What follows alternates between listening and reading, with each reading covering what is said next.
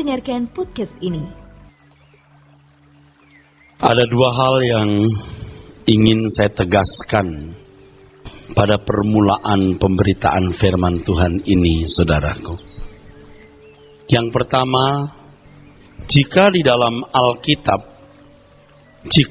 Alkitab, saudara menemukan kata akhir zaman, zaman akhir, itu tidak selalu berarti hari kedatangan Tuhan Yesus atau parousia.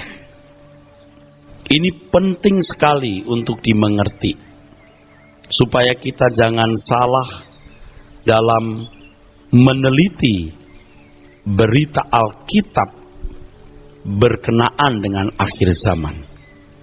Jadi kalau Alkitab menulis mengenai akhir zaman, zaman akhir, itu tidak selalu berarti berbicara mengenai second coming atau kedatangan Tuhan yang kedua kali yang akan mengakhiri sejarah dunia ini.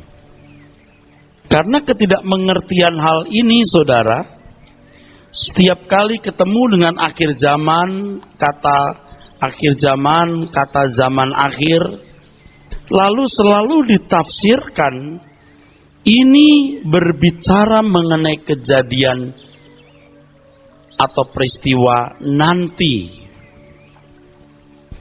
yang bertalian dengan kedatangan Tuhan yang kedua kali, atau yang di dalam teologi dikenal sebagai parousia. Nah, karena ketidakmengertian hal ini, saudara, sehingga dalam meneliti akhir zaman, cara memandangnya selalu dengan sudut pandang futuris. Sudut pandang futuris. Sudut pandang dari pengertian apa yang akan terjadi nanti. Sehingga tidak melihat secara historis apa yang sudah terjadi. Nah, kalau kita membaca Alkitab, kita harus cerdas-cerdas untuk tahu bahwa ini akhir zaman yang dimaksud di sini adalah akhir satu masa. Akhir zaman di sini ini awal dari dekade akhir zaman yang dimulai sejak Tuhan Yesus naik ke surga dan Roh Kudus dicurahkan. Dan kita bisa menemukan kata zaman akhir atau akhir zaman yang menunjuk kejadian yang akan terjadi nanti. Jadi kita bisa membedakan akhir zaman ini peristiwa yang menyangkut akhir zaman dalam teks ini sudah terjadi. Yang ini belum, ini nanti. Atau ini sedang terjadi. Ini yang harus saudara-saudara sekalian mengerti.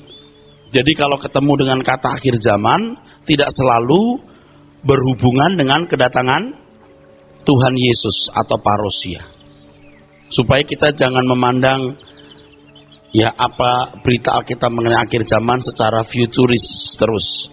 Juga harus secara historis, bahwa itu sudah terjadi. Yang kedua, saudara, yang saudara sekalian harus melengkapi diri dengan pengertian yang benar berkaitan dengan akhir zaman adalah bahwa akhir zaman itu satu masa yang juga disebut sebagai masa selang.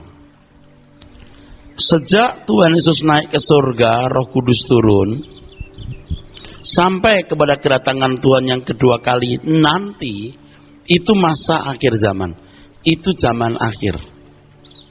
Jadi memang tidak salah kalau Paulus berpikir bahwa ini akhir zaman, ini zaman akhir. Tidak salah.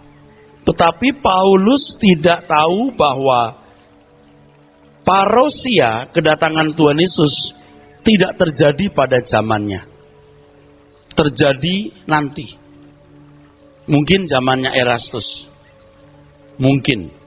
Mungkin zamannya anaknya Erastus atau cucunya Erastus. Nah, Tuhan membiarkan Paulus, saudaraku sekalian, memiliki konsep yang tidak tepat itu. Dibiarkan. Kenapa? Ya itulah kebijaksanaan Tuhan yang kita tidak bisa jawab. Cuman kalau saya boleh memberikan satu pertimbangan, kalau Paulus tahu bahwa parousia tidak terjadi pada zamannya, mungkin sikap Paulus, tindakan Paulus tidak seperti yang kita baca dalam Alkitab. Ini paralel atau sejajar dengan kenyataan bahwa Tuhan juga tidak memberitahu kepada Abraham bahwa negeri yang Tuhan akan tunjukkan kepada Abraham itu tidak ada di bumi ini, di langit baru, bumi baru. Nah, kalau Abraham misalnya tahu bahwa negeri yang Tuhan akan tunjukkan tidak akan pernah ditemukan di bumi, mungkin Abraham tidak seperti yang kita baca dalam Alkitab. Abraham juga manusia, saudara, juga punya kekurangan dan kelemahan. Contohnya ketika ia mulai agak putus asa atau mungkin bisa dikatakan kecewa atau putus asa secara diam-diam, ia mengambil atau memberi dirinya menuruti kata Sarah, mengambil Hagar budaknya, ya, menghamilinya untuk mendapat keturunan. Padahal Tuhan berkata dari Sarah kamu akan dapat anak. Jadi Abraham juga manusia yang ada kekurangan dan kelemahan, ya. Ketika di Mesir dia tidak mau mengaku Sarah sebagai istrinya, nyaris Sarah itu diambil istri oleh Firaun. Itu Abraham, manusia seperti kita. Kalau Paulus ada duri dalam daging. Kita tidak pernah tahu duri dalam daging itu apakah penyakit. Ada semacam penyakit ayan yang diderita oleh Paulus. Apakah karena matanya yang tidak jelas, ya? Oleh sebab itu dikatakan di dalam tulisannya, aku buat tulisan ini besar. Itu para analis Alkitab mengatakan mungkin sakit mata. Atau mungkin gairah seks yang mendesak Paulus, sementara ia tidak mendapatkan solusi untuk itu karena tidak menikah. Atau mungkin yang lain, pokoknya suatu yang tidak menyenangkan. Pasti Paulus tidak sempurna. Dalam pernyataan-pernyataan lain, Paulus juga jujur mengatakan ia tidak sempurna. Percaya bahwa Paulus manusia biasa seperti kita. Nah, saudaraku sekalian, dari hal ini kita dapat menangkap satu pelajaran saja. Bahwa kita tidak perlu tahu kapan kedatangan Tuhan itu. Tidak perlu tahu. Ya. Kalau dulu kita sering mendengar orang berkata, sudah makin jelas tanda-tandanya. Apa yang jelas coba? Dari dulu sudah jelas sekali. Yohanes kalau menulis ini benar-benar akhir zaman. Ini benar-benar zaman akhir. Itu jelas. Ya. Tapi ternyata Tuhan juga tidak datang.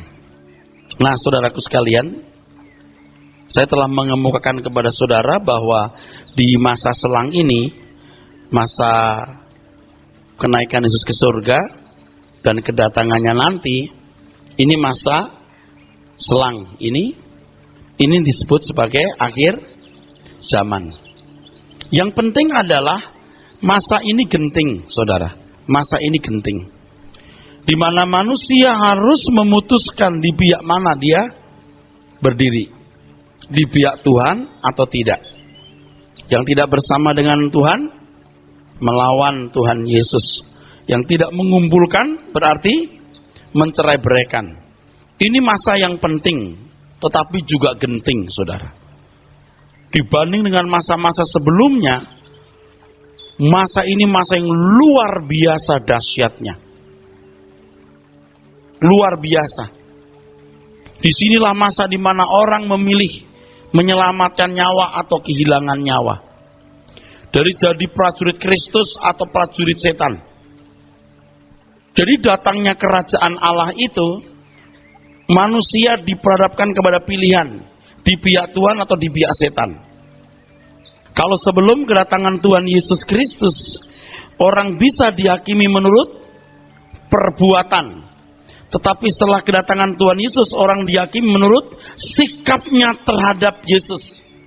Sikapnya terhadap salib. Dan kalau orang berkata, aku di pihak salib, kamu harus rela menyerahkan seluruh hidupmu untuk dipertaruhkan bagi kepentingan Kristus. Nah, saudara, kalau orang selama ini berpikir bahwa antikris belum datang, nanti ya, masih nanti, kalaupun ada tanda-tanda, pokoknya belum sekarang. Orang tidak berantisipatif terhadap masa yang penting dan genting ini. Dan kita melihat kenyataan ada banyak orang Kristen yang hanya beragama Kristen, tapi tidak militan. Nah, di antara kenyataan yang terjadi di masa selang ini adalah kemurtatan. Namun sebelum kita membaca Alkitab, saya mau tanya, saudara, jelas maksud saya ini? Ini masa yang betul-betul penting dan genting. You mau di pihak siapa? Di pihak Tuhan Yesus, amin. Relakan hidupmu diserahkan. Kamu mau kehilangan nyawa? Karena Yesus kamu akan memperoleh nyawa. Tapi kalau kamu mau hidup nyaman seperti manusia lain hidup, kamu akan kehilangan nyawa. Ini satu masa yang betul-betul penting dan genting. Ya, saya tidak menakut-nakuti saudara. Ada banyak hal yang harus dikemukakan dalam pikiran saya ini. Yang saya tulis, saya persiapkan.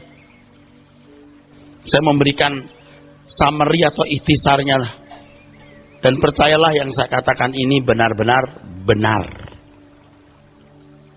Sebab ini masa persiapan menjelang kerajaan surga, menjelang pemerintahan Kristus. Dan Tuhan mempersiapkan orang-orang yang akan mendampinginya di dalam pemerintahan kerajaannya tersebut. Jadi saudara dan saya tidak boleh netral, tidak boleh suam-suam. Saudara dan saya harus mengambil satu keputusan. Apakah kita mau militan atau tidak usah sama sekali.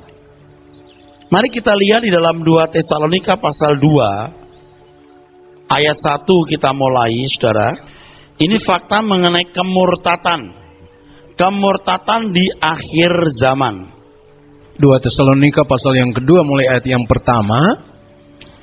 Tentang kedatangan Tuhan kita Yesus Kristus dan terhimpunnya kita dengan Dia, kami minta kepadamu saudara-saudara, supaya kamu jangan lekas bingung dan gelisah, baik oleh ilham roh maupun oleh pemberitaan atau surat yang dikatakan dari kami seolah-olah hari Tuhan telah tiba. Terus, janganlah kamu memberi dirimu disesatkan orang dengan cara yang bagaimanapun juga. Sebab sebelum hari itu, haruslah datang dahulu murtad, dan haruslah dinyatakan dahulu manusia durhaka yang harus binasa. Terus, yaitu lawan yang meninggikan diri di atas segala yang disebut atau yang disembah sebagai Allah. Bahkan ia duduk di bait Allah dan mau menyatakan diri sebagai Allah. Tidakkah kamu ingat bahwa hal itu telah kerap kali kukatakan kepadamu ketika aku masih bersama-sama dengan kamu? Dan sekarang kamu tahu apa yang menahan dia, sehingga ia baru akan menyatakan diri pada waktu yang telah ditentukan baginya. Ya, cukup itu dulu. Dari yang ditulis Paulus ini, saudara, kita menangkap satu hal. Rupanya hal ini dianggap penting oleh Paulus. Maka Paulus katakan, aku berulang-ulang loh mengatakan, ketika aku bersama-sama dengan kamu telah kusampaikan. Dan sekarang saya tulis lagi nih, supaya kamu ingat. Saudara, ada satu hal yang agak sulit dijelaskan, tapi tetap akan saya jelaskan, saudara. Kalau kita membaca tanda-tanda akhir zaman, kalau kita membaca kitab Wahyu, ya, itu ada tanda-tanda akhir zaman. Kitab Wahyu juga mengemukakan ada tanda-tanda akhir zaman. Nah, tanda-tanda akhir zaman tersebut agak jarang, bahkan agak sulit ditemukan. Tanda yang akan menjadi gejala nyata kedatangan Tuhan. Gejala yang pasti. Oh, kalau tanda ini ada, tinggal 2 tahun ini, tinggal setahun ini, tinggal 5 bulan. Hampir nggak ada itu. Jadi tanda itu. Dan tanda itu bisa diberikan dan bisa terjadi sejak abad pertama, bisa abad ketiga, bisa abad ke-7, bisa abad ke-9, bisa abad ke-12, bisa abad ke-18, bisa abad ke-19. Seperti misalnya ada kuda. Kan itu ada bermacam-macam kuda, diantaranya akan ada perang, ya toh? Itu perang itu bukan hanya perang dunia pertama, ada perang dunia kedua, tapi juga ada perang zaman perang salib misalnya. Perang ekspansi satu kegerakan agama besar misalnya. Ada gempa misalnya. Itu bukan hanya sekarang ada gempa, dari dulu juga sudah ada gempa. Nah, tanda-tanda itu sebenarnya Tuhan mau menunjukkan ini loh, masa selang ini atau dekade masa kenaikan Tuhan Yesus dan turunnya Roh Kudus dan kedatangan kedua kali itu akan ditandai dengan hal-hal ini, gitu saudaraku. Akan ditandai dengan hal-hal ini. Juga mengenai kenyataan kemurtatan ini.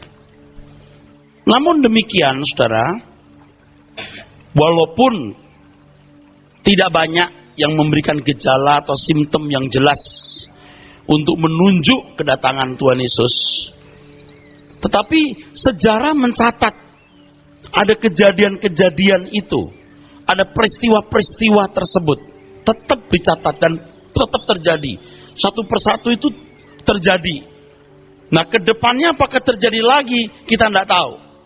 Seperti misalnya pada akhir zaman akan ditandai penuangan Roh Kudus, orang akan berbahasa roh. Itu terjadi pada zaman Petrus. Tapi terjadi lagi di awal abad 20. Munculnya gerakan Pentakosta. Terus mulai reda lagi. Apakah nanti muncul lagi? Bisa. Tetapi pada dekade ini ada penuangan Roh Kudus. Dekade ini ada perang. Dekade ini ada bencana gempa bumi. Begitu, saudara. Tetapi tetap sejarah mencatat ada peristiwa-peristiwa itu. Mencatat ada peristiwa-peristiwa tersebut. Nah, dalam ayat-ayat yang tadi telah kita baca, ya ini ada fakta kemurtatan. Dan ini menarik untuk kita pelajari karena kita tidak ingin murtad. Dalam ayat-ayat ini ada beberapa informasi yang kemudian dibangun menjadi suatu teori, tersusun sebuah skenario mengenai perjalanan akhir zaman oleh para penyusun khotbah akhir zaman.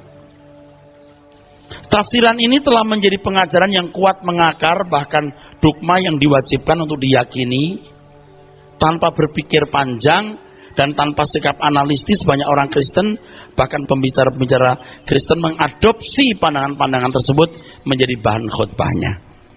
Nah, sekarang kita akan periksa ya mengenai kenyataan adanya kemurtatan ya. Sebelum Tuhan datang kembali, sebelum kedatangan Tuhan Yesus itu ada kemurtatan. Tentang kedatangan Tuhan kita Yesus Kristus dan terimbunnya kita dengan Dia, kami minta kepadamu saudara-saudara supaya kamu jangan lekas bingung dan gelisah, baik oleh ilham roh maupun oleh pembicaraan atau surat yang dikatakan dari kami seolah-olah hari Tuhan telah tiba. Janganlah kamu dirimu disesatkan orang dengan cara bagaimanapun. Sebab apa itu?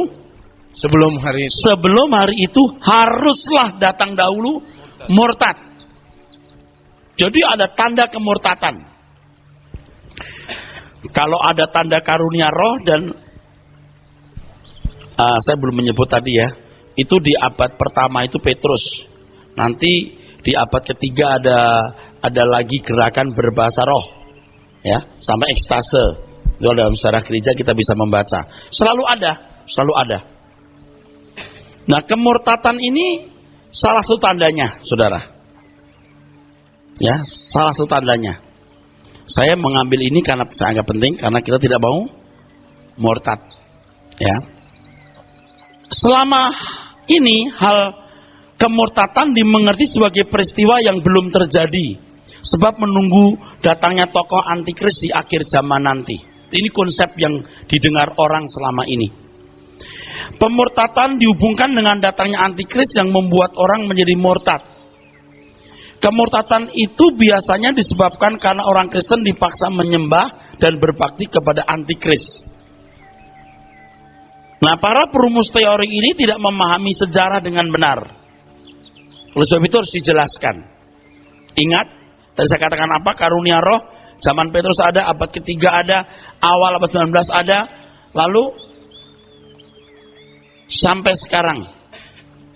Tapi udah mulai turun. Apakah nanti ada lagi karunia roh yang dicurahkan? Bisa saja. Gempa bumi juga begitu. Perang juga begitu. Tapi nggak ada ya satu tanda yang akan menunjukkan bahwa oh pasti kalau tanda ini Tuhan datang tinggal 3 bulan, tinggal 3 tahun. Nggak ada. Itu selalu terjadi secara berkala, selalu begitu. Saudara bisa mengerti maksud saya? Oke. Nanti sudah akan lebih jelas lagi ya. Demikian pula dengan kemurtatan. Orang sering memandang ini selalu akan terjadi nanti. Dikaitkan dengan antikris yang berkuasa dan orang Kristen yang akan mengkhianati Tuhan Yesus karena berbakti dan menyembah antikris. Nah saudara, ini harus dijelaskan. Kemurtatan besar itu sebenarnya kapan terjadi atau pernah terjadi enggak dulu? Saya jelaskan ini. Dari perspektif historis. Jangan futuris. Juga lihat secara historis. Dari abad 1 sebelum Masehi sampai abad ke-5 sesudah Masehi, itu Roma berkuasa atas sebagian besar wilayah dunia ini, khususnya Eropa, Timur Tengah dan Afrika.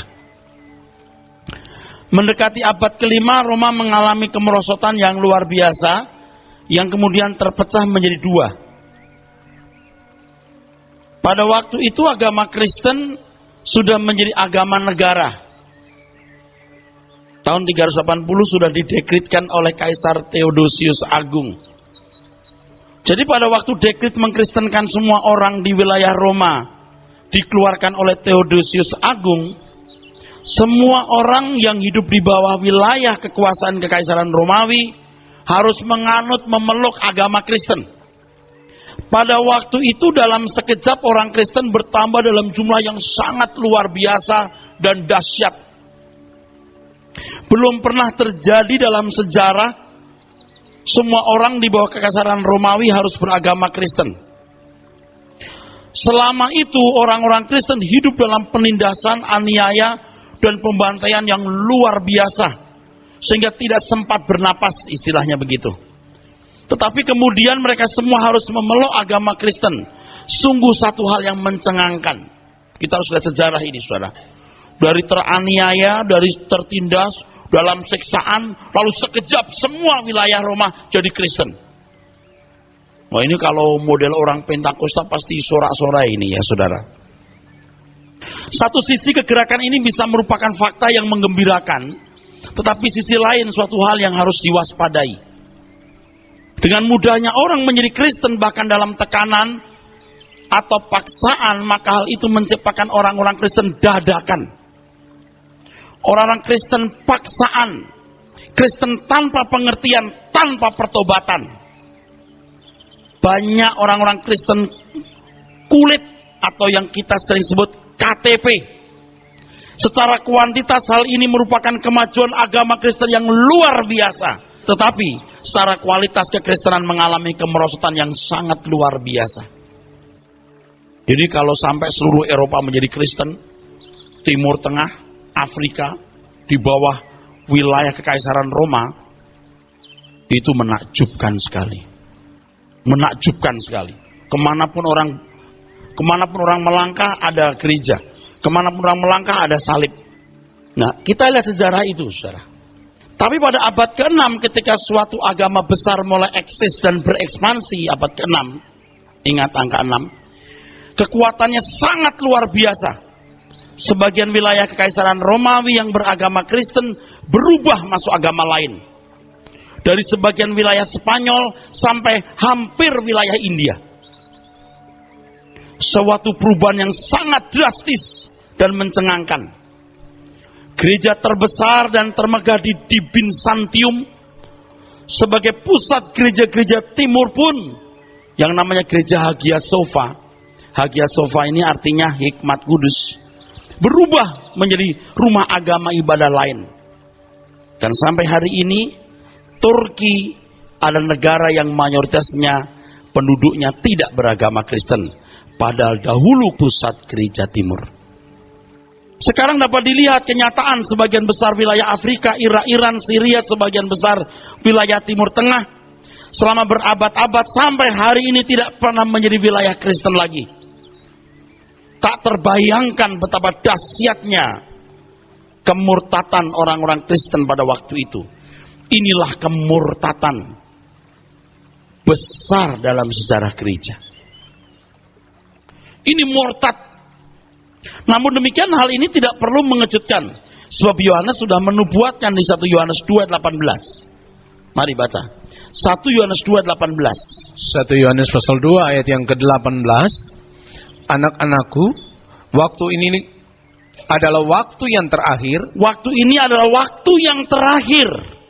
Terus. Dan seperti yang telah kamu dengar, seorang antikristus akan datang. Seorang antikristus, siapa ini?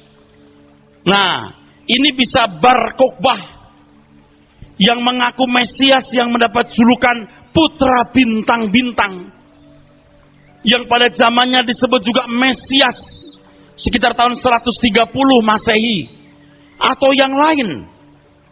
Nah, Tuhan tidak membuka hal-hal begini secara jelas. Jadi kalau ada orang sok tahu lalu merumuskan begitu gampang, malah dia nggak ngerti kebenaran. Jadi ketika Yohanes menulis seorang antikris, itu kalau dalam bahasa aslinya ho antikristos, singular, tunggal. Siapa ini? Ketika Yohanes menulis ini sekitar tahun 100 atau akhir abad pertama. 30 tahun kemudian ada tokoh yang bernama Bar Kokhbah, yang orang Kristen pun menjuluki sebagai putra bintang-bintang, dan dia disebut sebagai Mesias. Apakah dia ini antikris yang ngaku Allah? Atau yang lain? Terus? Sekarang telah bangkit banyak antikristus. Itulah tandanya bahwa waktu ini benar-benar adalah waktu yang terakhir. Tuh. Wah, benar-benar waktu terakhir. Ini 1900 tahun yang lalu, saudara.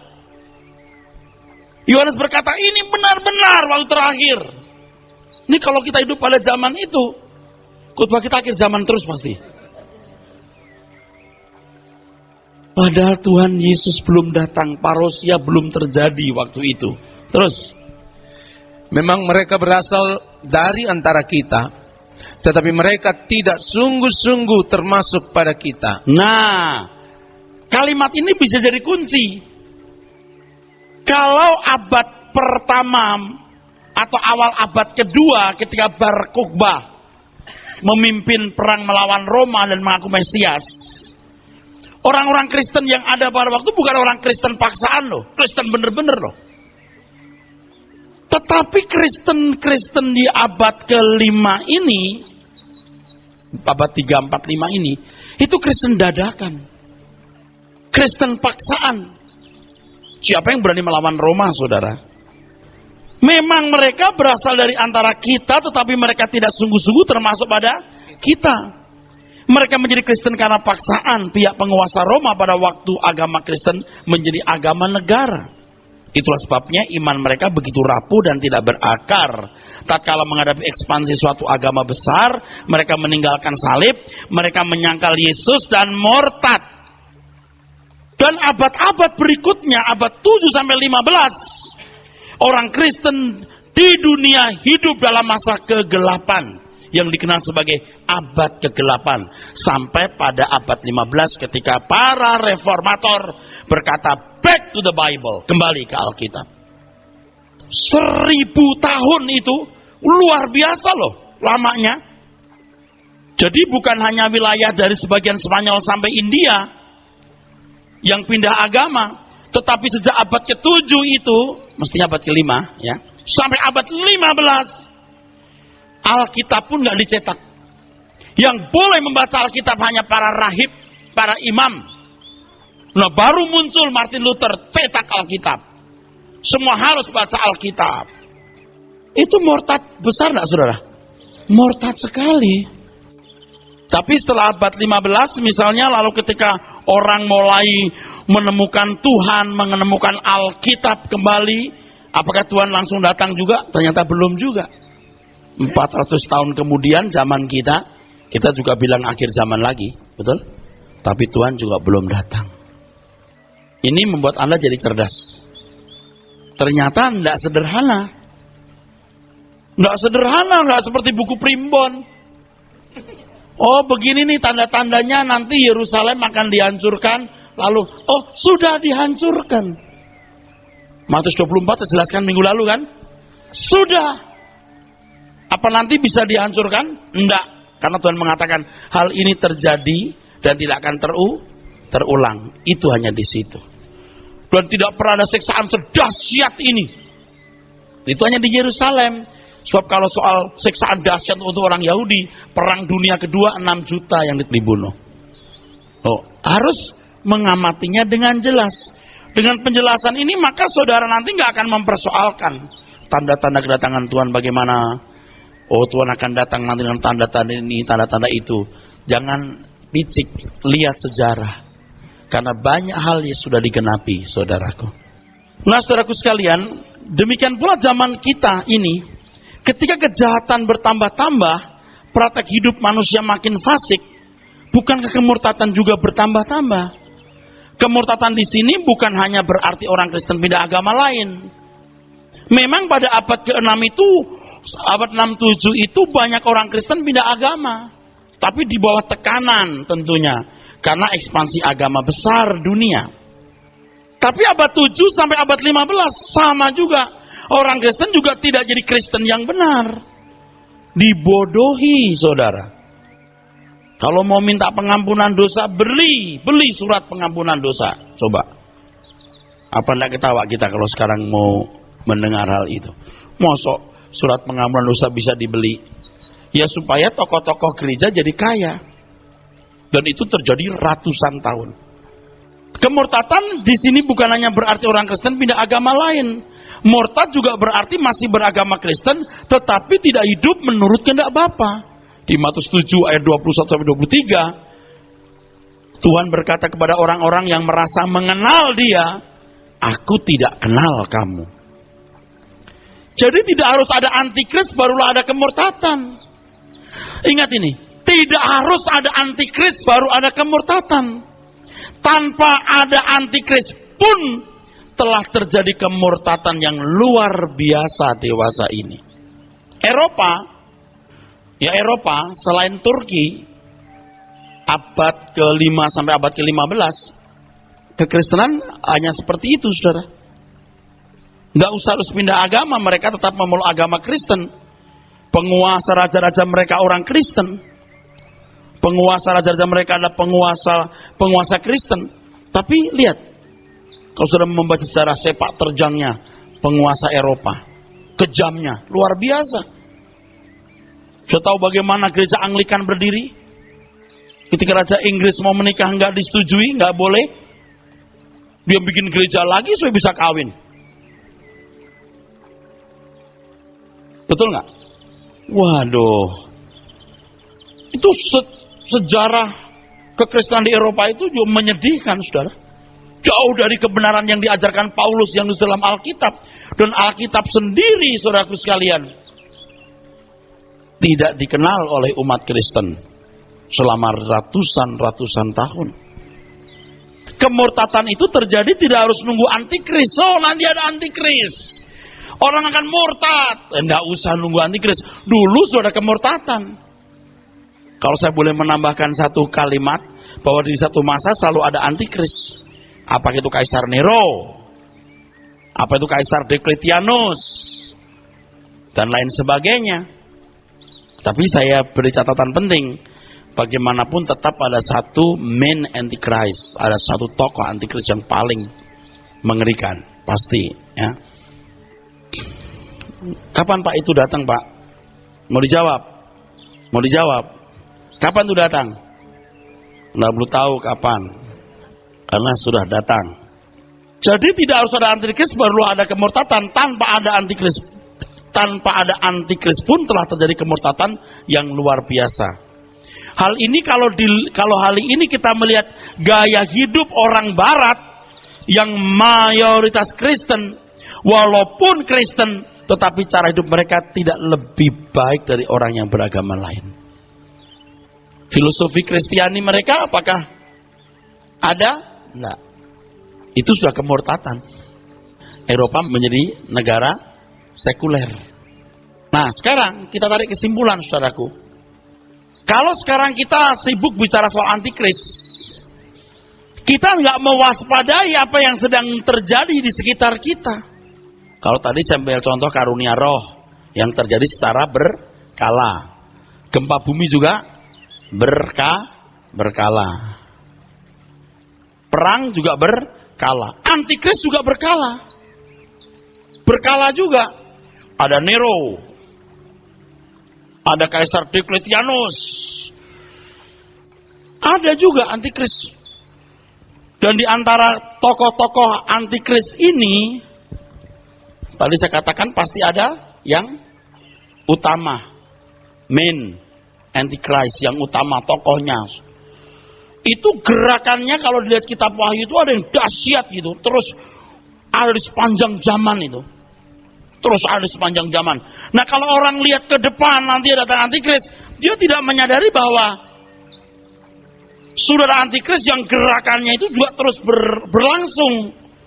Satu, yang kedua, belum kesuaman yang terjadi. Kalau Eropa bisa menghadapi kesuaman yang begitu dahsyat pada abad ke-5 sampai abad ke-15, sekarang ini kesuaman lebih dahsyat lagi kejahatan. Selain menghadapi kekuatan antikris, juga kekuatan dunia dari kuasa kegelapan yang membuat pola pikir anak-anak Allah tidak berpola pikir kerajaan surga. Ya, padahal ini masa yang penting dan genting. Jangan menikmati dunia. Kita akan jadi pewaris-pewaris kerajaan Allah.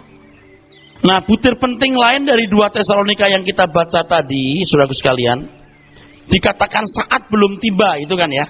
Nah, ini orang Kristen bilang ini saat belum tiba di ayat berapa itu? Ini belum tiba, ini antikris katanya. 2 Tesalonika pasal 2 dari ayat 4 dulu supaya jelas. Ayat 4, yaitu lawan yang meninggikan diri di atas segala yang disebut atau yang disembah sebagai Allah, bahkan ia duduk di bait Allah dan mau menyatakan diri sebagai Allah.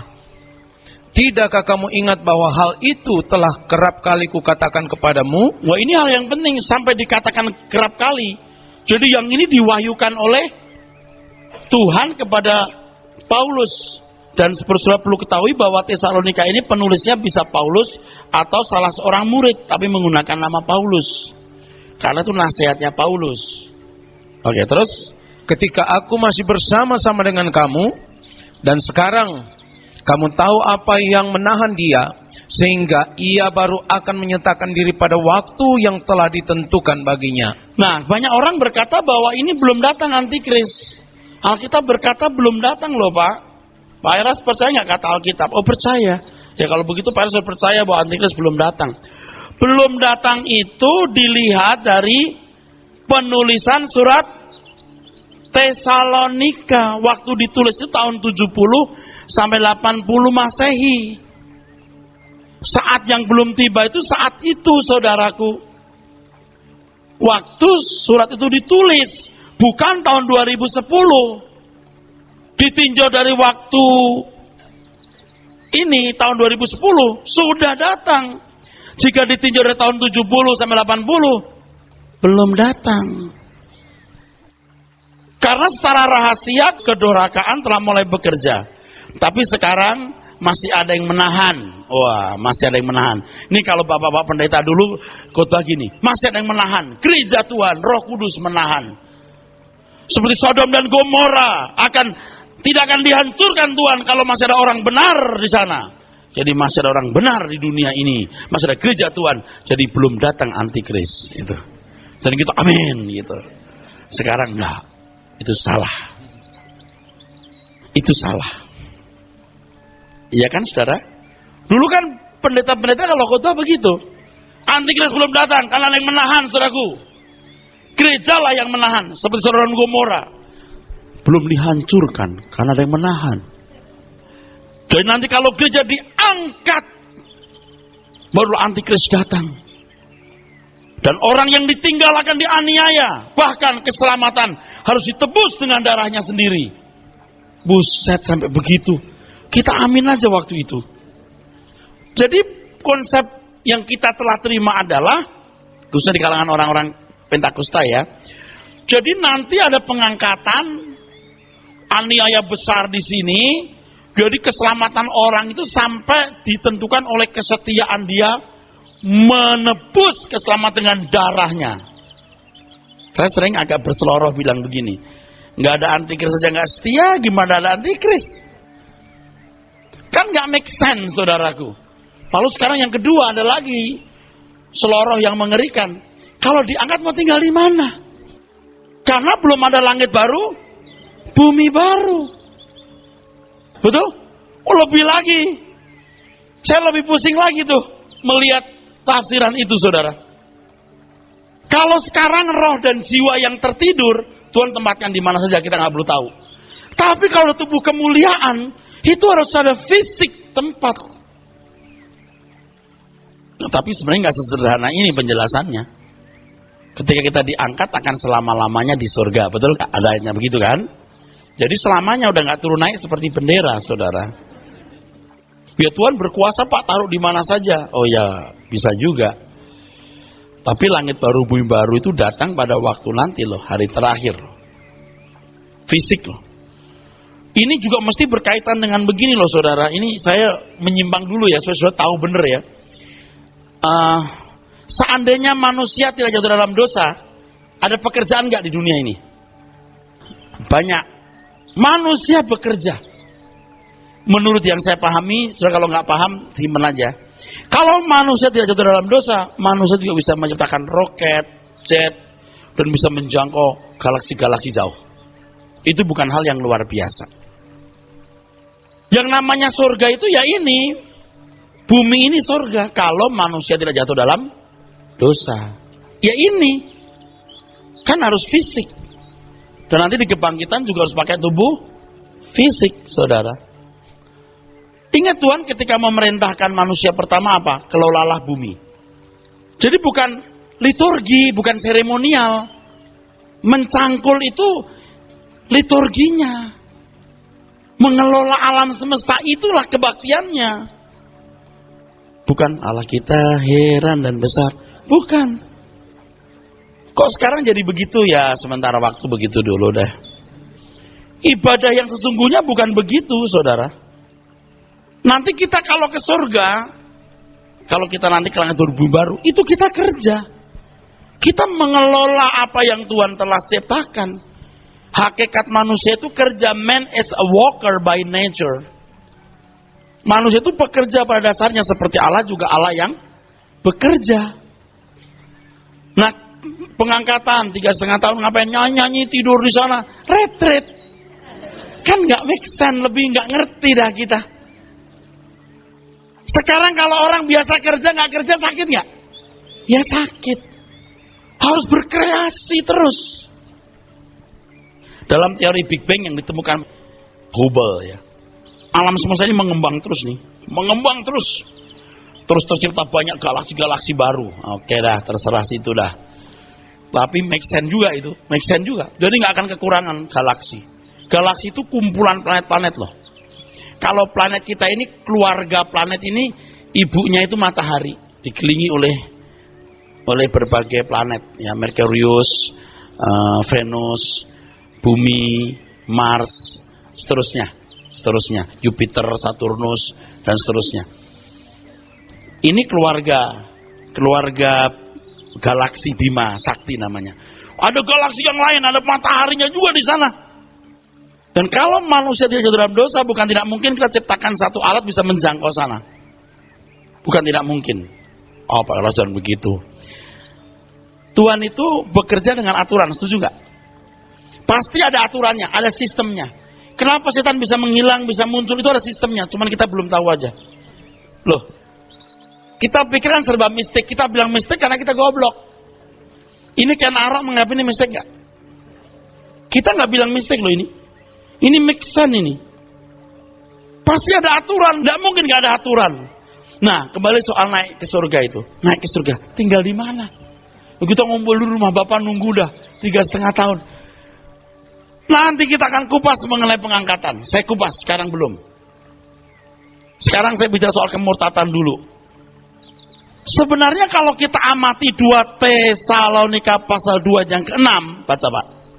Dan sekarang kamu tahu apa yang menahan dia, sehingga ia baru akan menyatakan diri pada waktu yang telah ditentukan baginya. Waktu yang telah ditentukan. Kata waktu di situ, teks aslinya kairos. Dalam bahasa Yunani ada 3 kata yang diterjemahkan waktu. Yang pertama, hora. Yang kedua, kronos. Yang ketiga, kairos. Hora menunjuk pada waktu untuk durasi. Berapa waktu? Berapa lama? Waktunya berapa? Itu durasi. Hora. Kalau kronos hendak menunjuk kepada urut-urutan. Kapan saya keluar? Jam berapa? Oh, kamu jam 8, yang lain jam 7 ya. Urut-urutan. Kronos. Maka kita mengenal kronologi. Tetapi kairos berarti momentum. Karena momentumnya belum datang. Datangnya si pendoraka tersebut terutama bukanlah karena sesuatu yang menahan, tetapi momentum yang belum tiba waktunya. Harus dimengerti dalam sejarah perjalanan hidup manusia dan gerak rencana Allah. Semua harus tunduk kepada pengaturan waktu Tuhan. Dengan demikian faktor belum munculnya si pendoraka terutama adalah karena waktunya belum tiba. Jadi kalau yang menahan tersebut dinyatakan adalah gereja, pemahaman ini harus dikoreksi. Dalam ayat tersebut tidak ada kata gereja atau orang percaya.